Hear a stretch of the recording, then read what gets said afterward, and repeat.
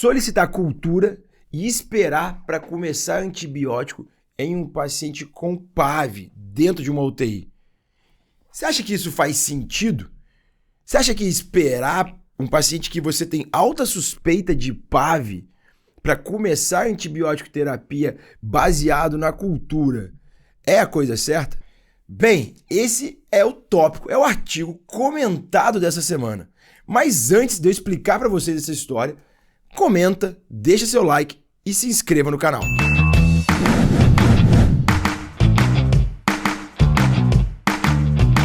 Então vamos lá, pessoal, vou explicar para vocês melhor essa história. Essa semana saiu esse artigo na Annals of Intensive Care.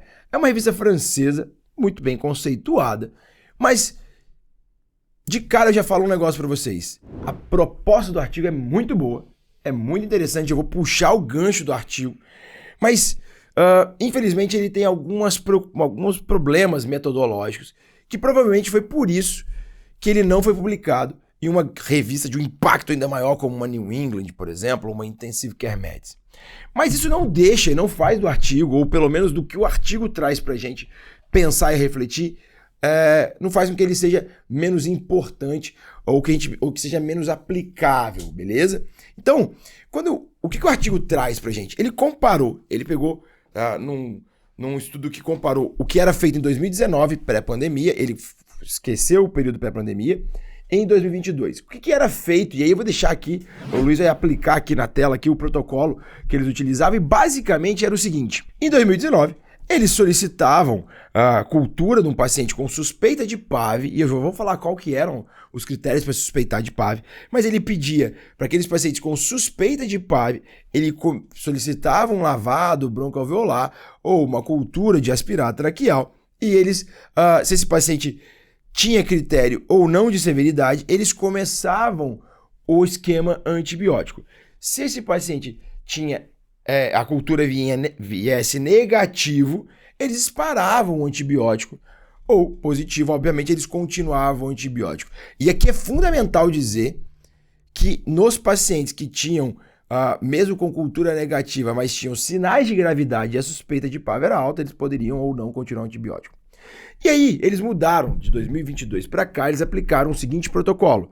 Ao invés de coletar culturas e iniciar a antibiótico terapia, eles começaram a solicitar a cultura e aguardar o resultado da cultura para daí, então, definir se esse paciente merecia ou não o esquema antibiótico. Claro, se a cultura viesse positiva e, claro, se esse paciente não tivesse sinais de gravidade, que ele definiu basicamente como injúria pulmonar, imunossupressão e choque hemodinâmico.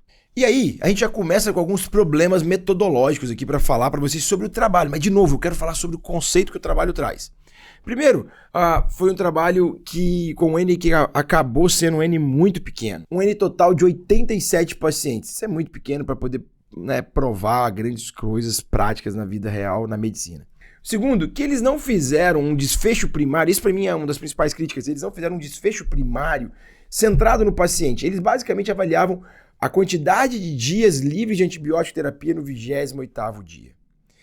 Além disso, eles viram também, obviamente, os outros desfechos, né? Tempo de internação, tempo de ventilação mecânica, quantidade de pacientes ali que ficaram graves durante o processo.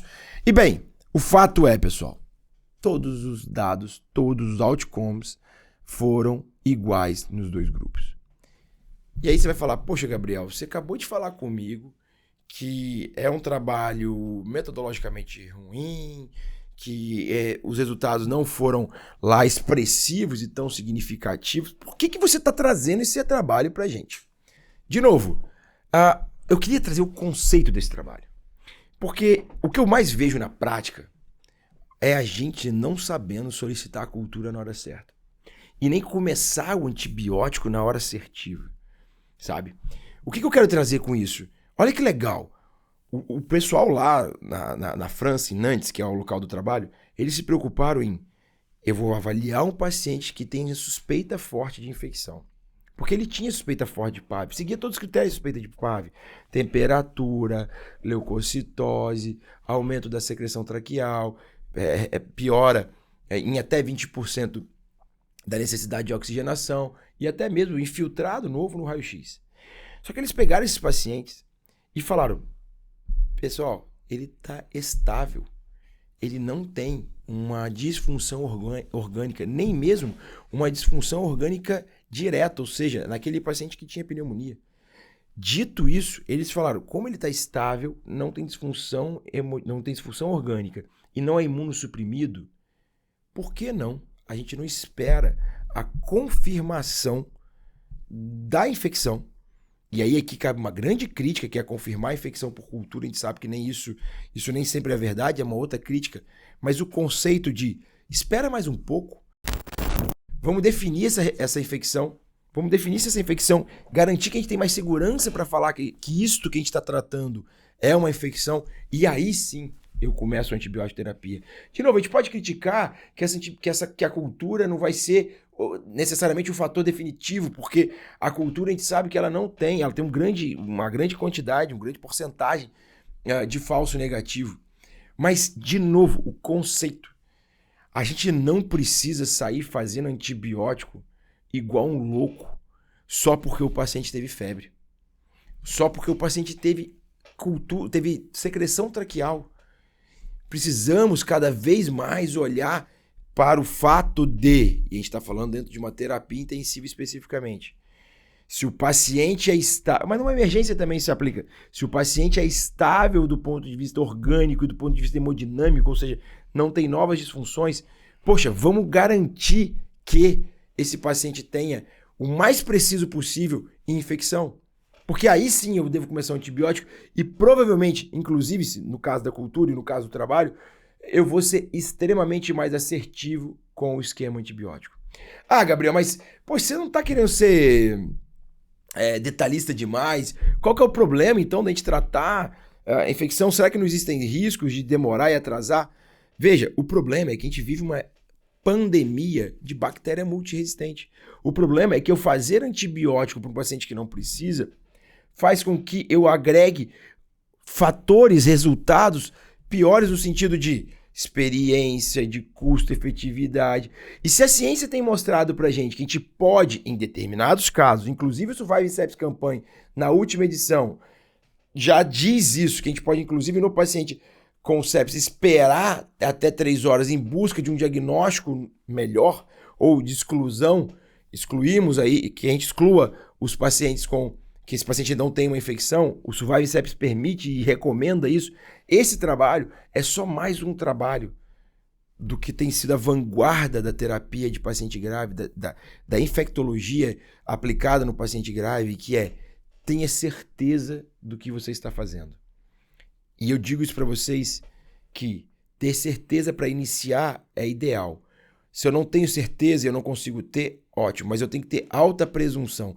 Se eu não tenho nenhum dos dois, e eu estou falando de novo no paciente estável, se eu não tenho alta presunção, se eu não tenho certeza e o paciente está estável, eu devo me questionar se eu tenho que fazer esse antibiótico. E mais ainda, se eu já comecei antibiótico e eu estou há 1, 2 dias e eu tenho pouca presunção e não tenho certeza, ou se eu tenho uma alta presunção que aquilo não é infecção, eu preciso excluir antibiótico. Eu preciso tirar antibiótico. Mas eu vejo que isso está até mais já na vanguarda. Mas agora, ser mais calmo ainda para começar antibiótico, a gente precisa virar essa chave. A culpa não é nossa. A gente foi treinado dessa forma. Os próprios Surviving Sepsis Campaign, o próprio estudo da sepsis, por exemplo, ele recomenda pra gente as horas de ouro, as primeiras horas, blá, blá, blá, blá, blá. E tá tudo certo. Mas a gente precisa individualizar a quem vai ser aplicado isso. A gente precisa parar de pensar de uma maneira só maquinária, até porque senão a gente vai ser substituído por inteligência artificial. A gente vai ser substituído porque a gente não pensa mais.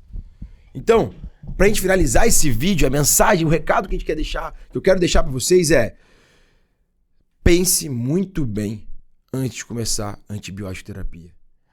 Não faça por fazer, não faça por via das dúvidas, não faça só para você acalmar seu coração. Faça porque seu paciente precisa de antibiótico. Faça porque é indicado fazer o antibiótico, tá bom? E acima de tudo, se você tiver um paciente estável do ponto de vista hemodinâmico e sem disfunção orgânica, pense muito bem se você precisa começar um antibiótico tão imediato, se você não consegue um tempinho para buscar um diagnóstico alternativo ou buscar mais certeza no seu tratamento, buscar mais certeza no seu diagnóstico de sepsis. Beleza?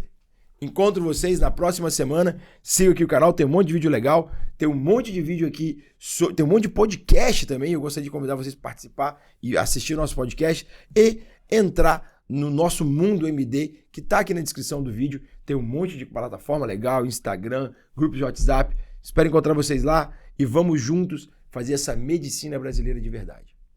Abraço.